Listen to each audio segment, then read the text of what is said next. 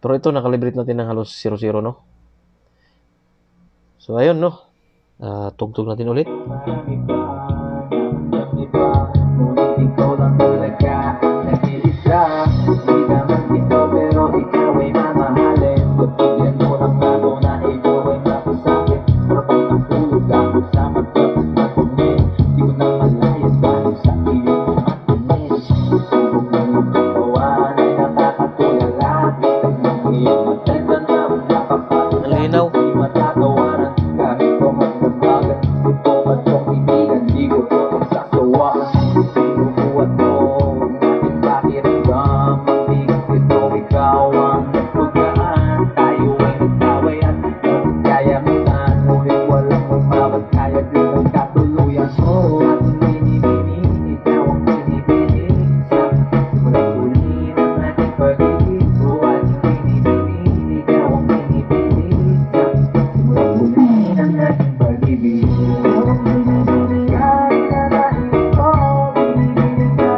So yun yung tunog niya, guys, no?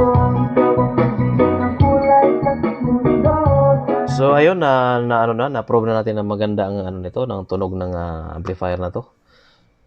So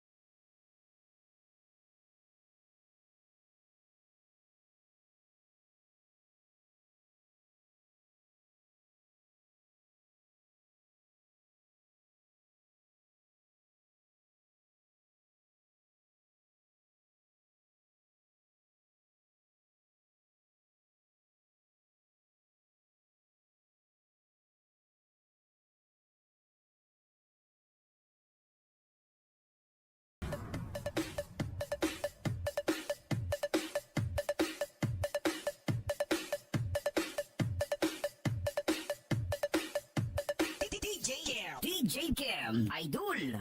Achop Boulevard.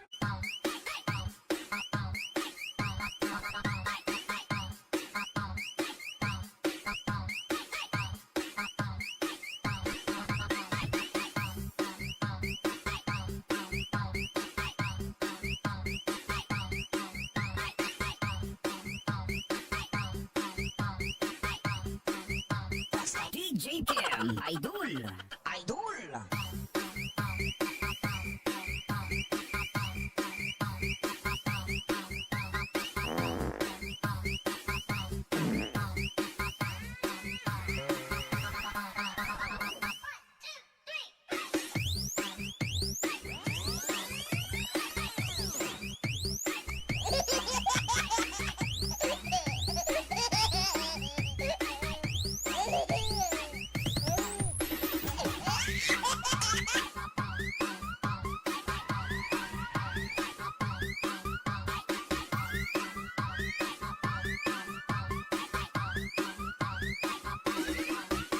Isayaw, ihataw kay DJ Kim.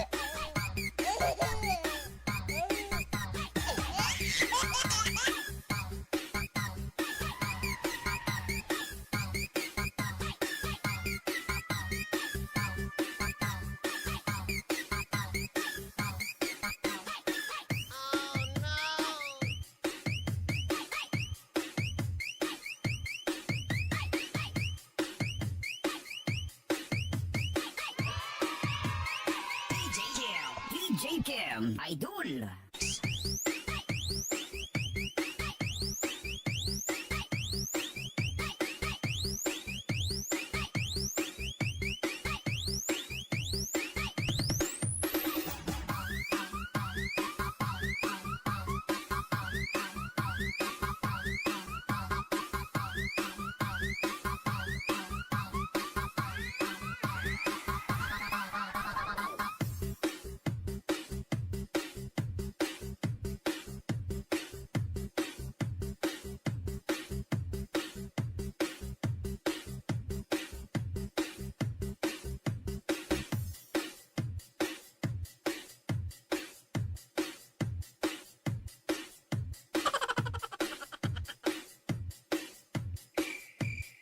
DJ Kim, Idol.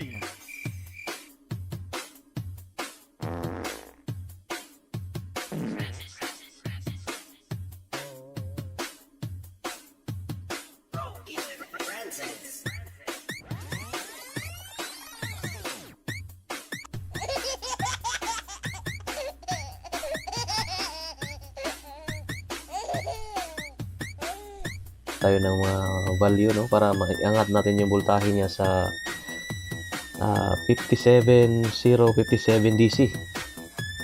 So ito na yung supply niya na ano, ito rin yung capacitor na naka-split, no, na may bridge rectifier diode. Ayan. Then gumamit tayo ng EN214 na bass and treble tone control. Ito naman yung pinaka top view ng top view ng ano, gawa natin na amplifier, no? Yan na yun. Ito naman yung finished product natin na class AB amplifier. Meron siyang 2 pairs na OPT o output transistor, no? Ayan, nakita nyo. Ito yung input. Yung pula, ito yung output ng speaker. Ito yung ground. Dalawa na yan. Speaker ground at saka supply ground. So, positive, negative. Yung pula, isa positive, yung isa negative. So, okay guys, no? So, ang gagawin natin ngayon ay testing na natin to kung gaano kaganda ang tunog nitong amplifier na to gamit ang tone control, no, ng EN214. So, ayan, i-off na natin yung bass niya, yung bass niya. So, ito ay may tatlong maliliit na transistor, no?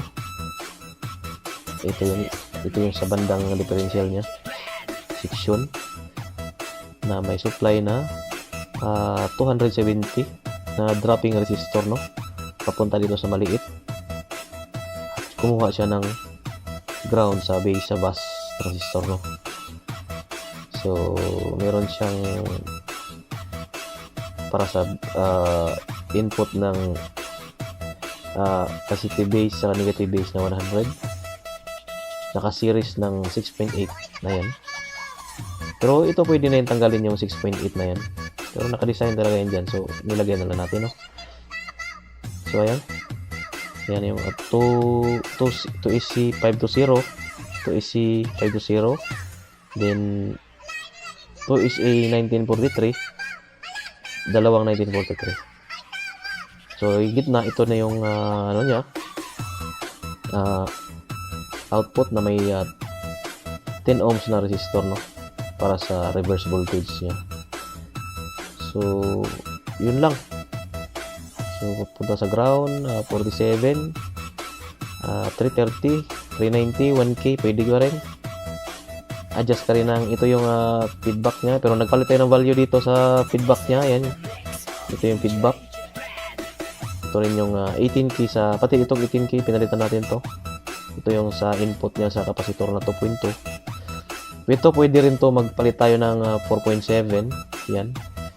Pero, okay na ako dito sa 2.2, no? Para hindi ano yung tunog din, basag. So, okay.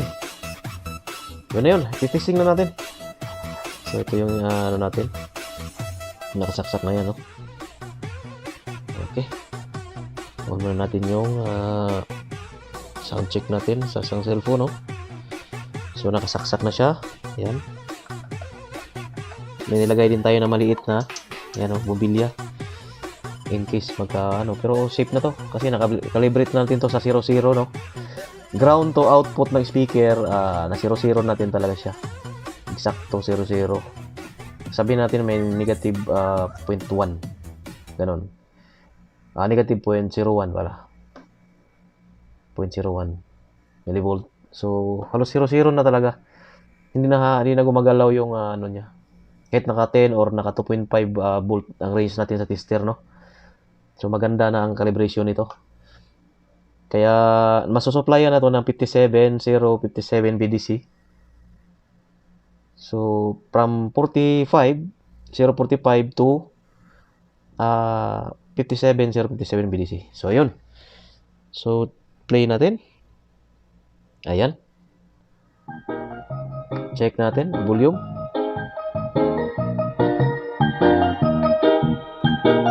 Sandy Imperio.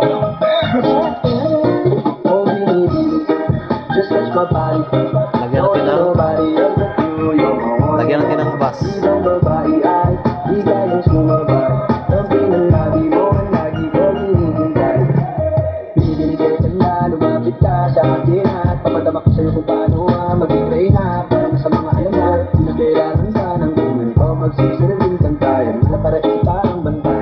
So yan ang tunog niya, no?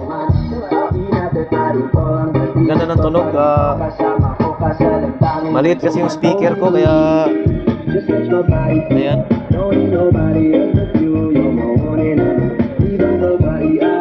medyo garalgal yung tunog. So ang ganda ng tunog guys. Malinaw siya. Hindi naman umiinit. Normal lang. So maliit lang siya na ano. Tingnan nyo guys.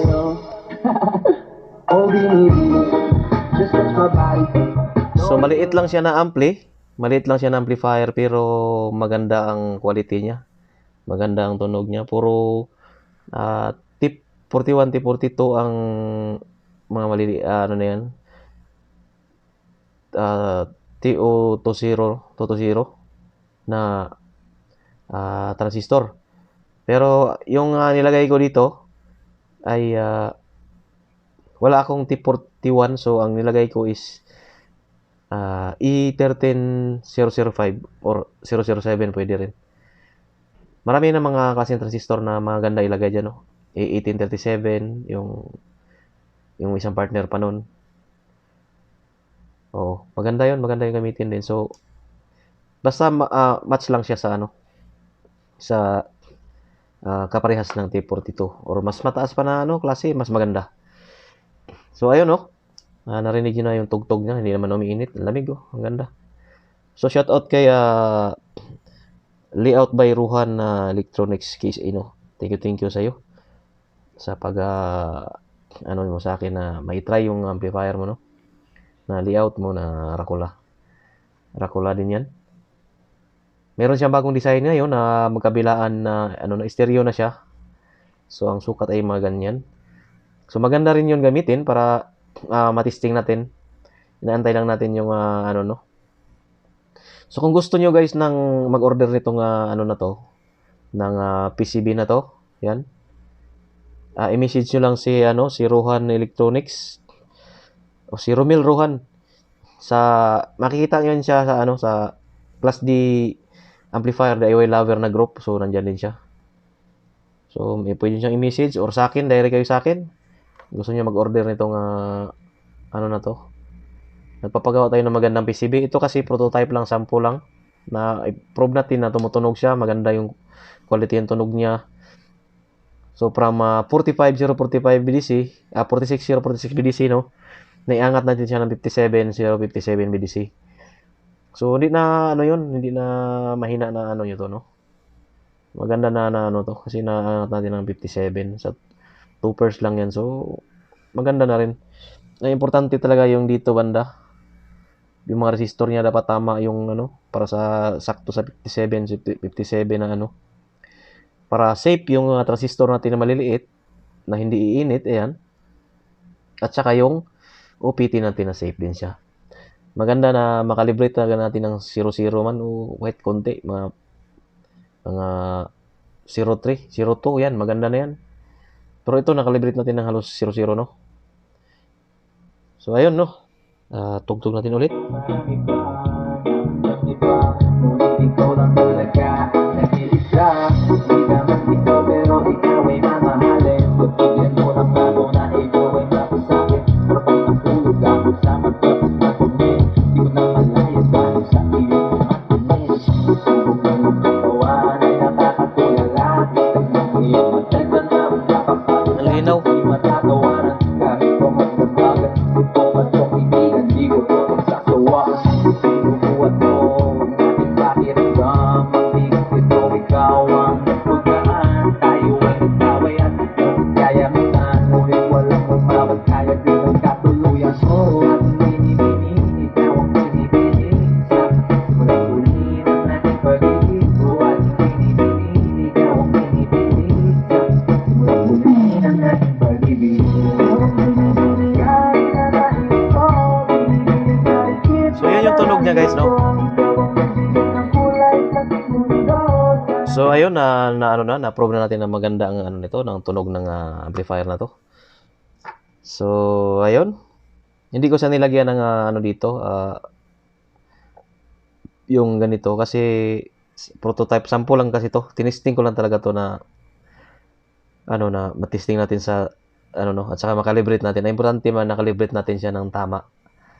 Kahit na siya, mag-supply tayo ng 045, hindi talaga magbabago yung niya, no. Nasa 00 pa rin siya or mga negative 01, mga ganun. So maganda na 'yun. Safe na tayo sa transistor natin, no. So okay, hanggang doon na lang. Hanggang dito na lang mga ka-DIY, mga kapatid, no. Salamat sa panonood sa mga video ko, pagtangkilik sa mga video ko. Thank you sa lahat. Hanggang sa muli nating mga vlog, no, mga video. Shout out sa lahat ng Class D amplifier lover, no, na mga members. Keep safe everyone. Thank you. Mag-upload lang kayo ng mga upload sa ano natin, sa group natin para maraming ano. Yung mga ano guys na natutunan nyo guys, share nyo lang guys para matuto rin yung mga tropa natin na ano, yung gustong matuto para sa nag DIY natin, no, na amplifier or ano pa sa electronics. So okay. Salamat. Hanggang sa muli nating mga vlog, mga DIY. Thank you. Ingat palagi. Bye-bye.